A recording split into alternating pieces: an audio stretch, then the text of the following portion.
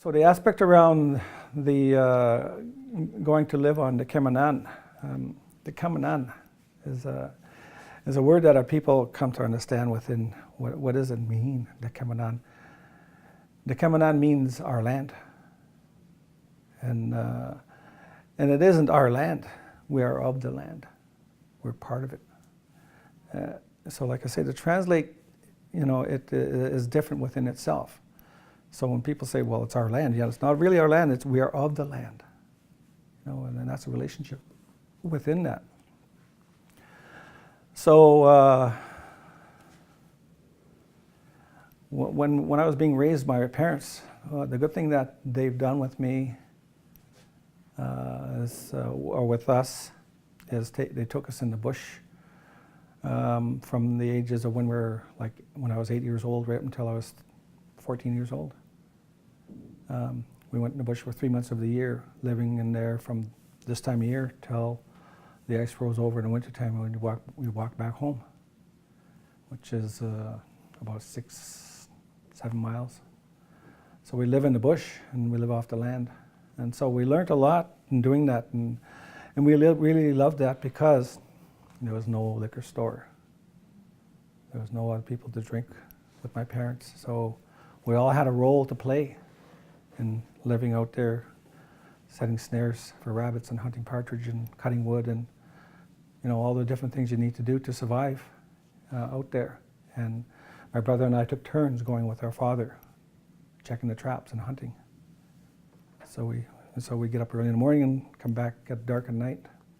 So we walk all day on snowshoes and we take the dogs with us.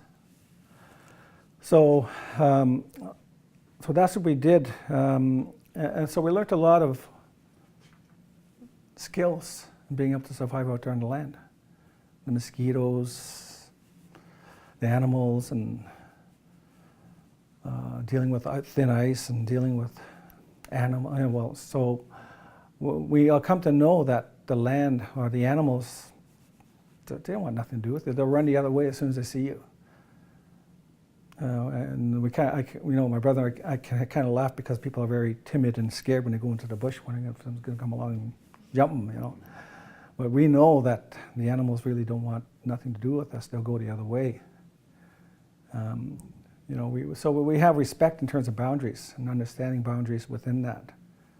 So we understand these things around us. So when I came to so these skills that I worked with within Outward Bound,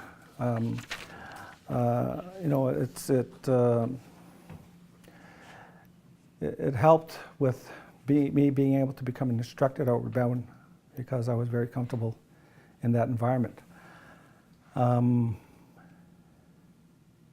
So the healing and recovery part of it, each and every day I learned something, and the other individual that really helped me along the way, though, too, when we were in our community, we had somebody who was there to rescue us, and that was our grandmother.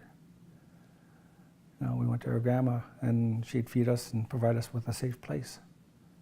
So she'd take care of us while my uncles and aunties and my parents were carrying on. And and that's the reality of that.